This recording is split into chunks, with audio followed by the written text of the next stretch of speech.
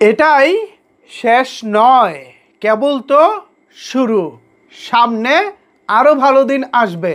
ঠিক এভাবেই বাংলাদেশ ফুটবল দলকে সাহস জোগালেন ঢাকায় সিনেমার মেগাস্টার শাকিব খান।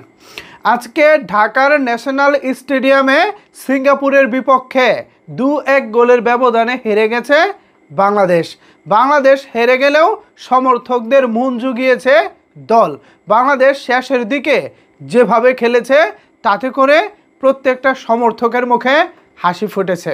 দল হেরে গেলেও লড়াকু মনোভাব নিয়ে যেভাবে দল খেলেছে এটাই ফুটবল সমর্থকরা সত্যিকার অর্থে দেখতে চেয়েছিলেন। বাংলাদেশের প্রত্যেকটা মানুষের আজকে চোখ ছিল ন্যাশনাল স্টেডিয়ামের দিকে।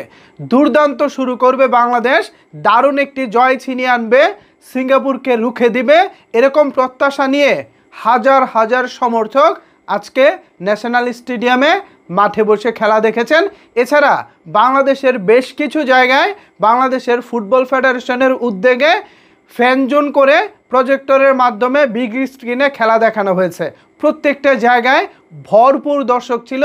ফুটবল সমর্থকদের যে উন্মাদনা দেখেছি এতে করে আমার কাছে মনে হয়েছে আমি ছোটোবেলা তখন অনেক ছোট, ফুটবলের প্রতি মানুষের যে ভালোবাসা দেখেছি সেই ভালোবাসাটা বোধহয় আবার ফিরে এসেছে। খেলাটা নিজেও দেখেছি টেলিভিশনের সামনে বসে, প্রচুর আপসেট হয়েছে, বাট দিন শেষে একটা ভেবে ভালো লাগছে, দলটা ভালো খেলেছে, প্রিয় দল ভালো খেলেছে। এই সিঙ্গাপুর বাংলাদেশ দলের তুলনায় অবশ্যই অনেক শক্তিশালী দল, র্যাঙ্কিংয়েও তারা অনেক এগিয়ে আছে। তাদের বিপক্ষে বাংলাদেশ কেমন খেলে সেটাই সমর্থক হিসেবে আমার প্রথম টার্গেটটা ছিল যে তারা আসলে কেমন খেলে এটাই দেখব।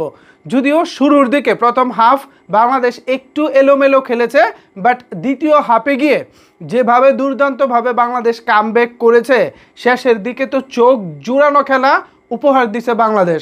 এখন আফসোস হয়তো বা আমাদের কিছুটা হতে পারে যে শেষের দিকে যেভাবে খেলেছে, যেভাবে আপনার সিঙ্গাপুরকে তারা চাপে রেখেছে, সেম এভাবে যদি শুরুর দিকে চাপে রাখতে পারতো আই থিঙ্ক খেলাটা আমাদের পক্ষে আসতো। বাট এখানে হয়তো কোচ বা যারা ম্যানেজমেন্ট আছেন তারা তাদের প্ল্যানিংয়ে দলটাকে খেলিয়েছেন।